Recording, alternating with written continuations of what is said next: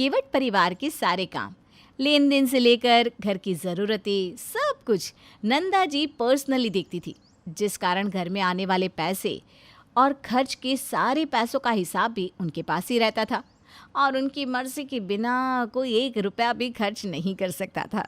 एक दिन, माँ जी मुझे ना 500 रुपये चाहिए थे। वो क्यों बहू, तुझे पैसों की क्या ज़रूरत पड़ गई? लिपस्टिक बिंदी तो मैं खुद ला के देती हूँ और बाकी ज़रूरतों का सामान भी। हाँ वो तो ठीक है माँ जी, लेकिन कभी कभार कुछ पर्सनल खर्चे भी तो होते हैं ना। ये ज़रूरी थोड़े ना है कि सब कुछ अब मैं आपको बताऊँ। बताना होगा तुझे। पता नहीं पैसे कितनी मेहनत से आते हैं और फिजूल खर्च की इस घर में कोई जगह नहीं। ओके, मुझे अंडरगारमेंट्स खरीदने थे, उसके लिए पैसे चाहिए थे, अब तो दे दो। तब ठीक है, ये ले। यार न जाने कैसी मुसीबत से पाला पड़ा है, खुद की पर्सनल ज़रूरतें भी इनके सामने चीख चीख कर बोलनी पड़ती है। फिर कुछ दिनों बाद, माँ जी 1000 रुपये मिलेंगी क्या? अब वो क्यों? हर क्यों का जवाब नहीं है मेरे पास। देना है तो दो, नहीं देना तो मैं जुगाड़ कर लूँगी। नहीं देना। इस तरह नंदा जी पैसों का हिसाब लेती थी, जिससे उनकी बहू को उन पे बहुत गुस्सा आता था। ऋतिक जी ये क्या है? माँ जी हर छोटी सी छोटी चीज़ का हिसाब लेती हैं। पर्सनल और प्राइवेट चीज़ों के लिए पैसे मांगने के लिए भी उन्हें हर बात का रीज़न देना होता है। मैं क्या करूँ यार, मेरा भी तो हाल तुम्हारे जैसा ही है। इसलिए अब मैं ओवर टाइम करके अपने लिए कुछ पैसे अलग से निकाल लेता हूँ, ताकि माँ से मांगना ना पड़े। चाहिए तो उसमें से थोड़े पैसे तुम रख लिया करो। नहीं नहीं, फिर आपके खर्चों में दिक्कत आएगी। मैं कुछ जुगाड़ कर लेती हूँ।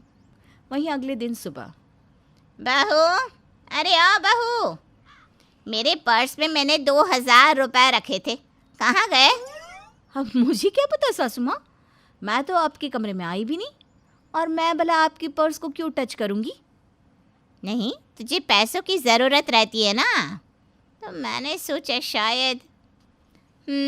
वहम में मत रहो माँ जी, मेरे ऐसे संस्कार नहीं है चोरी करने के।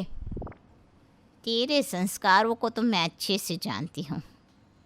कुछ कहा क्या आपने? नहीं नहीं, कुछ नहीं। मैं कह रही थी कि मैं ही कहीं रख कर भूल गई होंगी शायद। फिर सास वहाँ से चली जाती है और वो सब जगह पैसे ढूंढने लगती है, लेकिन उसे कहीं नहीं मिलते। अरे रहने दो भगवान, कभी किसी काम से किसी को दिया होगा, याद नहीं रहा होगा। पता नहीं कहाँ रखती है। अगले दिन, जी मैंने अलमारी में 5000 रुपये रखे थे, आपने लिए क्या? अरे कभी तुमसे बिना पूछे या बिना मांगे पैसे लिए जो अब लूँगा। आप तो पालतू हो, इसलिए आप पर कभी शक नहीं किया मैंने। क्या कहो? तभी बहू दूध लेकर वहाँ आती है। माँ जी ने आपको पालतू कहा ससुर जी? कान जितने तेज है ना, हाथ भी उतने तेज चला लिया कर। अब दूध दे, यहाँ टेंशन से सर फटा जा रहा है। और एक बात बता, तूने या ऋतिक ने मेरी अलमारी से पैसे निकाले हैं क्या? माँ जी आपने मुझे समझ कर रखा है। मैं छोटी मोटी चोरी में बिलीव ही नहीं करती। अगर मुझे आपके पास से पैसे चुराने ही होते ना, तो मैं 1,00,000 2,00,000 चुराती। 1000-2000 में मेरा क्या होगा? मैं मजाक नहीं कर रही हूँ बहू, मेरे पास से डेली पैसे गायब हो रहे हैं। कल 2000 गायब हुए थे, आज 5000। अरे कहीं रखकर भूल गई होंगी आप। ज़रा याददाश्त ठीक करो ना माँ जी अपनी। लो बादाम वाला दूध पियो। इसकी ज़ुबान तो छुरी से भी ज़्यादा तेज़ होती जा रही है। अब सास चोरी के डर से पैसे छुपा कर रखना शुरू कर देती है, लेकिन ये क्या, अगले दिन फिर से सास के पर्स से 1000 गायब, और इस बार साथ में बिंदी भी गायब होती है। अब तक तो पैसे ही गायब होते थे, अब बिंदी भी। हो ना हो, चोर ज़रूर कोई औरत या लड़की ही होगी। लेकिन इस घर में तो हम 2 ही औरतें हैं, नौकरानी तो 2 महीने की छुट्टी पर है। कहीं ये स्वरा बहू का काम तो नहीं? नंदा जी स्वरा के बारे में सोच ही रही होती है कि तभी स्वरा वहाँ आ जाती है। क्या हुआ माँ जी, आपने मुझे याद क्यों किया? तुझे तो मैं सपने में भी याद ना करूं, लेकिन अब जब तीसरी बार मेरे पर्स से चोरी हुई तो सबसे पहले मुझे तुझे ही याद करना पड़ा। ये क्या है माँ जी, रोज आपकी पर्स से चोरी होती है और आप रोज मुझे पॉइंट आउट करती हो। गरीब हूँ मैं, लेकिन चोर नहीं हूँ मैं। क्या हुआ स्वरा, माँ से इस तरह से क्यों बात कर रही हो? देखो ना, माँ खुद का पर्स संभाल कर नहीं रखती, पैसे गायब होते तो मुझ पर आरोप लगाती है। माँ, क्या ये सच है? बेटा, मैं सोच रही थी कि ये किसने किया। पैसे के साथ आज तो चोर ने बिंदी भी चुरा ली, और कोई आदमी तो बिंदी चुराएगा नहीं। लेकिन घर में तो कोई आया भी नहीं। आपकी वो चोरनी और चुगलखोर पड़ोसन भी नहीं आए। वो चुगलखोर है, चोरनी नहीं, समझी? अब मैं ही पता करती हूँ कि ये चोर है कौन। वहीं नंदा जी के पर्स से, तिजोरी से हमेशा 1,000, 2,000, 5,000 रुपये गायब होते रहते, और साथ ही कभी लिपस्टिक, बिंदी, पायल और बाकी मेकअप का सामान भी। कितनी सस्ती चोर है, 5,000 चुरा कर भी महंगी चीज़ें अफोर्ड नहीं कर सकती। लिपस्टिक भी मेरे ही पर्स से ले गई। मुझे लगता है तुमसे पैसे संभाले नहीं जा रहे, अब तुम ये काम रहने ही दो। हाँ, तो सब कुछ तुम्हारे या बहू के हाथ में सौंप दूँ, हैं? कि तुम 2 हाथों से मेरी बरसों की मेहनत लुटा दो। बरसों की छीनी आज़ादी वापस मिल जाए बस, इसलिए। कुछ कहा क्या? अब नहीं नहीं, बस ये कह रहा था कि बुढ़ापे में एक पैर कब्र में है, लेकिन पैसों की चिंता तुम्हें खाए जा रही है। हाँ, और चिंता हो भी क्यों ना, मेरा बेटा इतनी मेहनत से पैसे कमाता है। क्यों, मैं नहीं कमाता क्या? आपके पैसे तो मेरे ही है ना, उसे थोड़ी ना खर्च करूँगी। बाहर दरवाजे से बहू सब सुन रही होती है। हाँ, बस मेरे पति की कमाई तो मुफ्त की है, उसे ही उड़ाओ, मुझे तो 1 रुपये के लिए भी ताने दे देती हो। तभी बहू की फुसफुसाहट सास के कानों में पड़ती है और सास बहू को बाहर छुपा हुआ देख लेती है। वहीं कुछ देर बाद सास कमरे में बैठकर खुद ही सोच रही होती है। हो ना हो, ये बहू का ही काम है। पहले रोज़ मुझसे 1,500 मांगा करती थी, लेकिन अब तो वो 1 रुपया भी नहीं मांगती, और तो और नए नए मेकअप के सामान यूज़ करती रहती है। जब मैं इसे पैसे देती ही नहीं तो ये सब कहाँ से आता है? और शायद इसीलिए वो कमरे के बाहर खड़ी होकर मेरी बातें सुन रही थी। अब तो इसका राज मैं अपने तरीके से बाहर निकलवाऊंगी। हॉल में बहू, वो शर्मा जी आज हमारे पुराने वाले घर का किराया दे के गए, जो रेंट पर दिया है ना। पूरे 10,000 रुपये हैं, मैंने पर्स में रख दिए हैं। वो चोरनी दिन में कहाँ आएगी? क्या बात है, पहले तो आप मुझे चोर नहीं समझती थी, अब पैसों की बात भी मुझसे साझा की जा रही है। चलो, कुछ तो बदलाव आया। बदलूंगी तो मैं कभी नहीं। चूहिया को पिंजरे में डालने के लिए रोटी तो रखनी पड़ती है ना। वहीं कुछ देर बाद कमरे से बहू के चिल्लाने की आवाज़ आती है। लगता है फंस गई चूहिया जाल में। क्या हुआ? क्या हुआ बहू? है ये यहाँ है तो कमरे में कौन है? वो देखो सासू माँ, चोर और कोई नहीं ससुर जी हैं, और आप मुझ पर शक किया करती थी। ससुर जी, जिसके हाथ में नोटों का बंडल होता है। क्या आप चोर हैं? क्यों जी, पैसे नहीं मिलते क्या आपको, जो आपने अपने ही घर में डाका डाला? ससुर जी की हालत ही बता रही है, आप कौड़ी के लिए भी मोहताज कर देती हो, इसीलिए तो इन्होंने आपके पर्स से चोरी की। ये सब बात में बकवास करना, पहले मेरा हाथ इन नोटों से छुड़ाओ, चिपक गया है। हाँ, क्योंकि मैंने ही इन नकली नोटों पर ग्लू लगाया है ताकि मैं चोर को पकड़ सकूं। लेकिन मेरी तो उम्मीदें ही टूट गई। हाँ, क्योंकि आपकी नज़रों में तो मैं ही चोरनी हूँ ना। क्योंकि पहले तो पैसे मांगती थी और अचानक से तूने पैसे मांगना ही बंद कर दिया, तो मैं शक क्यों ना करूं? आपसे पैसे मिलते ही नहीं थे, तो फिर मैंने मांगना ही बंद कर दिया। वो छोड़िए ससुर जी, आप बताइए, आपको क्या ज़रूरत पड़ गई चोरी की? मैं करूँ भी तो क्या, पिछले 20 साल से तुम्हारी सास ने मुझ पे इतने जुल्म किए हैं, पाई पाई के लिए मोहताज कर दिया है। बाहर जाओ तो पेट्रोल तक के पैसे नहीं होते। इसे बताओ तो ये देगी नहीं, और क्या करता मैं? तो आपने अपने ही घर में चोरी कर ली हैं? नहीं, ये चोरी के पीछे भी मेरा प्यार छुपा है डार्लिंग। वो अगले महीने तुम्हारा बर्थडे आ रहा है ना, तो ये छोटी मोटी चोरी करके मैं एक बड़ा अमाउंट इकट्ठा करना चाहता था, जिससे मैं तुम्हारे लिए एक महंगा तोहफा खरीद पाऊँ। मेरी बिल्ली मुझे ही म्याऊं। और ये बिंदी, चूड़ी और लिपस्टिक किस सौतन को देने के लिए चुराते थे? जब जवानी में सौतन नहीं लाया तो बुढ़ापे में कहाँ मैं लाता। अरे एक से ही परेशान हूँ अभी तो। चूड़ी बिंदी तो इसलिए चुराता था ताकि तुम्हारा शक मुझ पे ना जाए। ये सब सुनकर सास बहुत हैरान होती है। आपकी वजह से मैंने बहू को कितनी बातें सुनाई। मुझे माफ़ कर दे बहू। अब से मैं कभी किसी के खर्चे पर कोई रोक टोक नहीं लगाऊंगी, ताकि चोरी की नौबत ही ना आए। जिसके बाद घर के बाकी लोग चैन की सांस लेते हैं और नंदा जी भी, कि उनके पैसे अब सेफ है, चोरी नहीं होते। अरे ओ नासपिटी, ये कैसा शीरा बनाया है। ना चीनी ढंग से डाली है, ना घी बराबर हिसाब से डाला है। खाने के पदार्थों में इतनी कंजूसी क्यों करती है रे तू? लेकिन माँ जी, मैंने तो... अरे चुप बैठ। सुबह सुबह मेरे पूरे मुंह की टेस्ट बिगाड़ दी।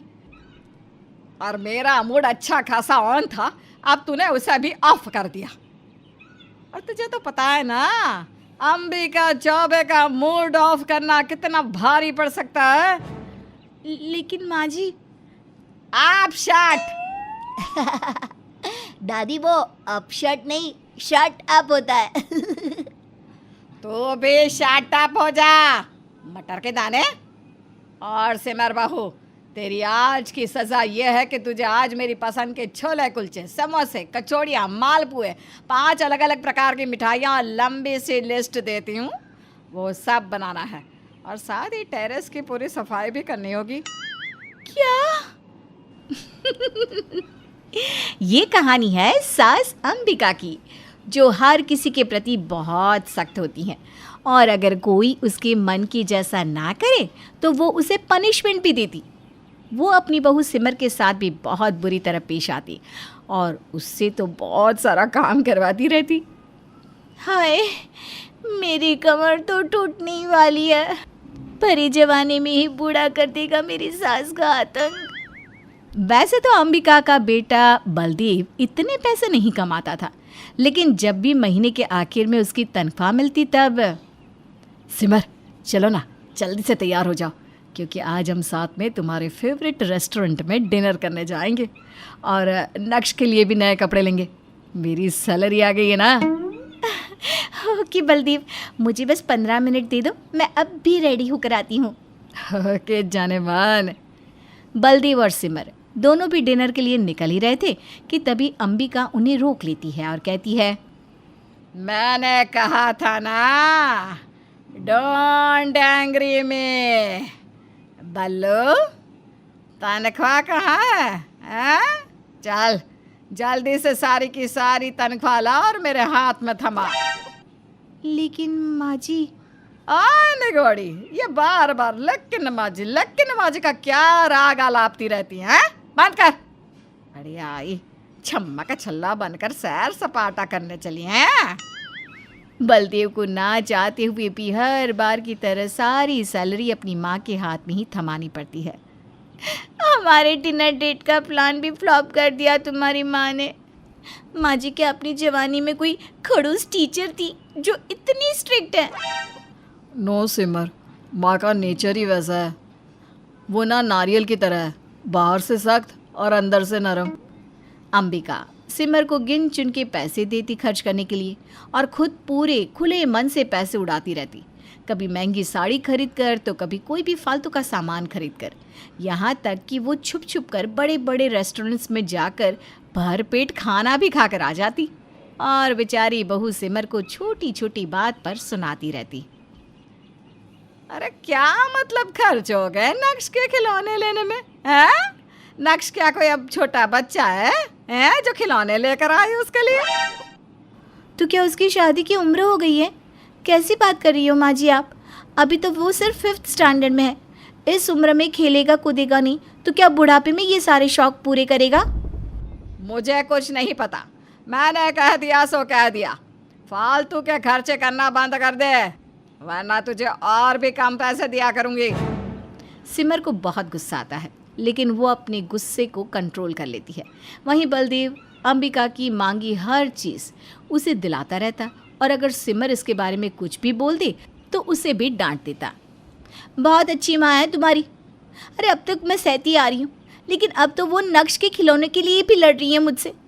बलदेव, तुम्हें नहीं लगता कि माँ जी अपनी लिमिट्स क्रॉस कर रही है? अरे हमारे ही पैसे होकर हमें उनके सामने भीख मांगनी पड़ती है। Angry old woman. सिमर, माँ को कुछ भी बोलने से पहले 100 बार सोचा करो। जो भी हो वो मेरी माँ है, इस घर की मालकिन है।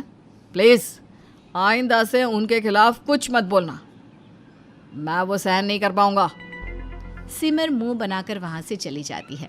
फिर एक दिन अंबिका अचानक से नाश्ता करते वक्त बलदेव से कहती है, बल्लू बेटा, मेरी ना तेरे पापा थे तभी से एक ख्वाहिश थी कि मेरी अपनी खुद की एक गाड़ी हो, एक कार हो 4 पहियों वाली।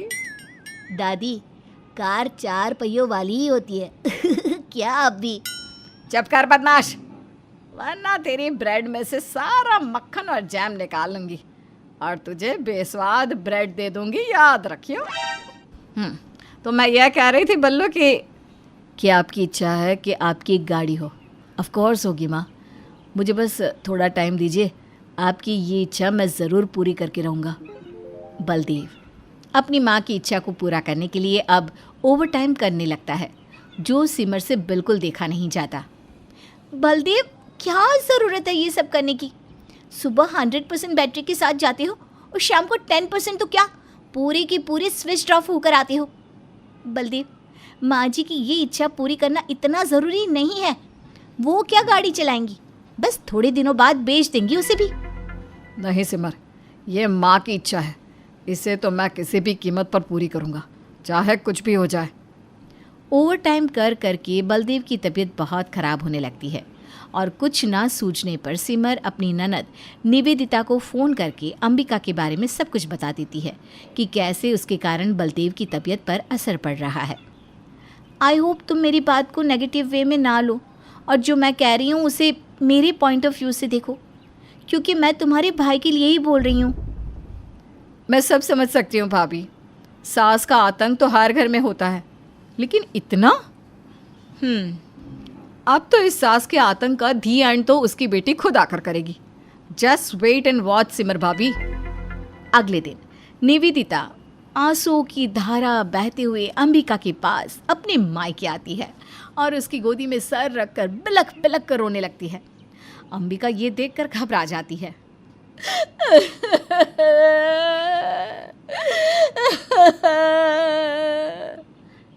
अरे नीवी बिटिया, क्या हो गया तुझे?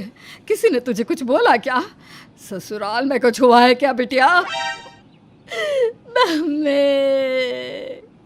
उसने मुझे घर से बाहर निकाल दिया। वो चाहती है कि मैं उससे। अरे कौन क्या चाहती है? कौन है वो डायन? सत्यानाश हो उसका, बाल सफ़ेद हो उसके, या फिर गंजी हो जाए वो, शक्ल पर झुर्रियाँ पड़ जाए उसकी, सारे दांत टूट जाए उसके। बता कौन है वो कलमुही? मेरी सास मम्मी, उसने मुझे घर से बाहर निकाल दिया और कहा कि गाड़ी लेकर आ, तभी कुछ दे दूंगी। पीछे से निवेदिता का पति रोमी भी वहां आ जाता है और वो भी अपनी रोंदू टेप शुरू कर देता है। मम्मी जी, गाड़ी दिला दो मम्मी जी, वरना मेरी माँ नहीं सुनने वाली किसी की। अरे ओ मेरा लुखे दामाद, जाना तो खुद लाना अपनी माँ के लिए गाड़ी। इधर मेरी छाती पर मूंग दलने क्यों चलाया, बेशरम। तभी रोमी कहता है, क्योंकि मैं आपके बेटे बलदेव की तरह गधा नहीं हूँ जो उस बुढ़िया के पीछे फालतू में पैसे वेस्ट करूँ। अरे आपका बेटा तो नालायक है ही, और तो और आपकी बहू। तभी अंबिका एकदम गुस्से से आग बबूला होकर रोमी पर चिल्ला पड़ती है। खबरदार जो मेरे बेटे या बहू के बारे में एक शब्द भी कहा तो वो दोनों मेरे बेटा बहू हैं, कैंची से जुबान काट दूंगी तेरी। अरे 7 जन्म लोगे ना तब भी उन जैसा नहीं बन पाओगे। ऐसे बेटा बहू दुनिया में किसी को नहीं मिल सकते। तुम दोनों के दोनों दफा हो जाओ मेरे घर से, दफा हो जाओ।